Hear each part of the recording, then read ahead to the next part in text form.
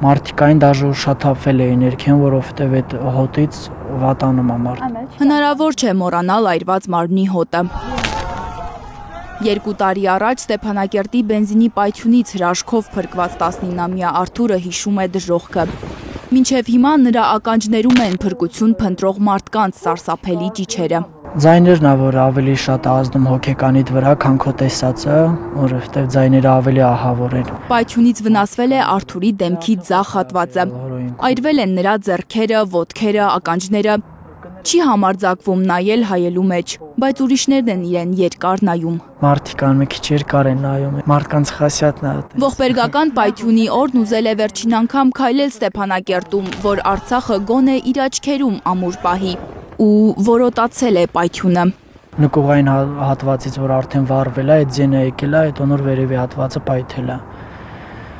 Տենց հիշում եմ, որ աչքերս բացել եմ արդեն այդ նկուղային հատվածում է, այսինքն վերևի հարկը փլվել էր ու մարդիկ ընկել էին ներքև։ Մարդիկ այն մեծ ովքեր քաշում էին շորերիցս, կոշիկներիցս, կոշիկներս հանել են։ Այդ բանը ամեն մարդ ուզում էր իրան փրկել, որովհետև դա բացատրելու բան չէ, էլի, ամեն մարդ չի կարող հասկանալ։ Մի պահ կորցրել է հույսը, որ երբևէ դուրս կգա դժոխային փոսից, կարծել է, թե մահացել է, հետո աչքերի առաջ մայրն է երևացել, ուժերը հավաքել է ու շիկացած երկաթներից բռնելով դուրս եկել հրդեհի երախից։ Աչքերս որ բացեցի, մտածեցի, որ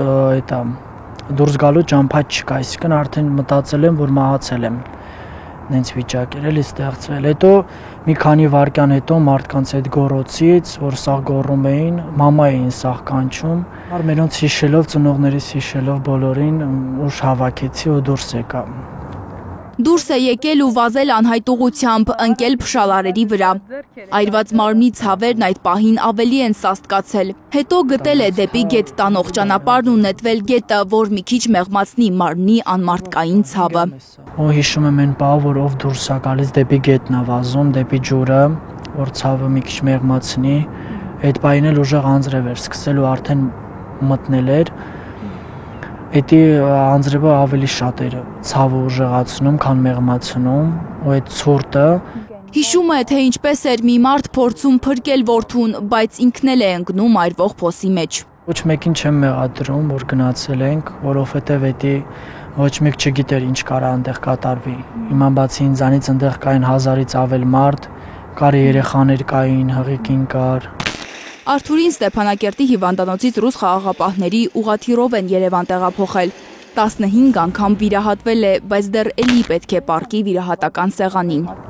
Հիմա գումար է հավաքում, որ կարողանա վիրահատվել, նոր կյանք սկսել։ Արթուրի բենզինի պահեստի պայթյունից փրկված շատերի ականջներում մի ձայն Արման էր կանչում։ Տեսնես այդ մարդը գտավ Արմանին։ Լանա Համբարձումյան, Առաքել Օհանյան, Նորայր Հակոբյան, Հայլուրի համար։